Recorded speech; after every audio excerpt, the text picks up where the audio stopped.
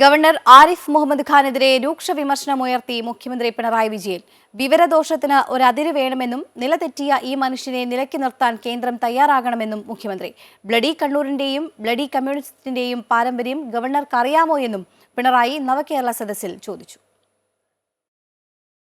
പത്തനംതിട്ടയിൽ നവകേരള സദസ്സിന്റെ ഭാഗമായ വാർത്താസമ്മേളനത്തിലായിരുന്നു മുഖ്യമന്ത്രി പിണറായി വിജയൻ SFI ഗവർണർ വിഷയത്തിൽ ആദ്യം പ്രതികരിച്ചത്. ഓരോ കാര്യത്തിലും പരമാവധി പ്രകോപനം സൃഷ്ടിച്ചുകൊണ്ടുള്ള വിവേകരഹിതമായ ഇടപെടലാണ് ഗവർണറുടെ ഭാഗത്തു നിന്ന് ഉണ്ടാകുന്നതെന്നും ഇത് കേരളത്തിന്റെ സമാധാന അന്തരീക്ഷം തകർക്കാനുള്ള ബോധപൂർവമായ ശ്രമമാണെന്നും മുഖ്യമന്ത്രി കുറ്റപ്പെടുത്തി. ഗവർണർ സ്ഥാനത്തിരുന്ന അദ്ദേഹം എന്തൊക്കെയാണ് വിളിച്ചു പറയുന്നതെന്നും പ്രോട്ടോകോൾ പോലും ലംഘിച്ചുള്ള ഇത്തരം നടപടികൾ ആ പദവിക്ക് യോജിക്കുന്നതാണോ എന്നും മുഖ്യമന്ത്രി ചോദിച്ചു.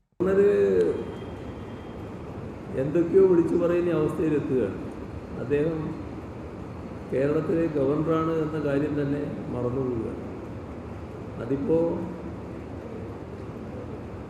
അദ്ദേഹത്തിൻ്റെ നടപടികൾ രാജ്യം തന്നെ ശ്രദ്ധിക്കുന്ന അവസ്ഥയിലേക്ക് എത്തിയല്ലോ.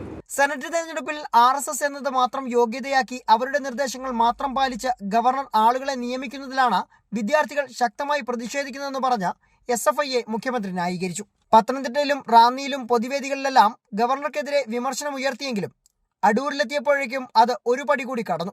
ഗവർണറുടെ ബ്ലഡി കണ്ണൂർ ബ്ലഡി കമ്മ്യൂണിസ്റ്റ് പ്രയോഗങ്ങൾക്കുള്ള മുഖ്യന്റെ മറുപടി കൂടിയായിരുന്നു അടൂരിലെ പ്രസംഗം. ഈ കേരളത്തിന്റെ ആദരണീയനായ മുഖ്യമന്ത്രിമാരായിരുന്ന വ്യത്യസ്ത ചേരികളിലാണെങ്കിലും EK നായനാർ, K കരുണാകരൻ ഈ ബ്ലഡി കണ്ണൂരിന്റെ സന്തതികളാണ്.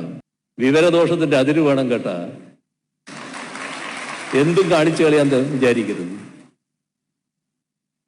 കുട്ടികളവിടെ നിന്നിരുന്നൊക്കെ നിങ്ങൾ എന്താ ചെയ്യാ? അതിനപ്പുറം ഞാൻ പറയുന്നില്ല. കാരണം ഞാനിരിക്കുന്നൊരു സ്ഥാനമുണ്ട്, അത് ബഹുമാനിച്ചുകൊണ്ട് പറയുന്നില്ല. ഏതിനും ഒരതിരുണ്ടെന്ന് പറഞ്ഞ മുഖ്യമന്ത്രി ഗവർണറെ കയറൂരി വിടുന്നവർ ഒതുക്കി നിർത്തുന്നതാണ് നല്ലതെന്നും നിലതെറ്റിയ മനുഷ്യനെ നിലയ്ക്ക് നിർത്താൻ കേന്ദ്രം തയ്യാറാകണമെന്നും പറഞ്ഞു. അമൃത ന്യൂസ്, കൊല്ലം.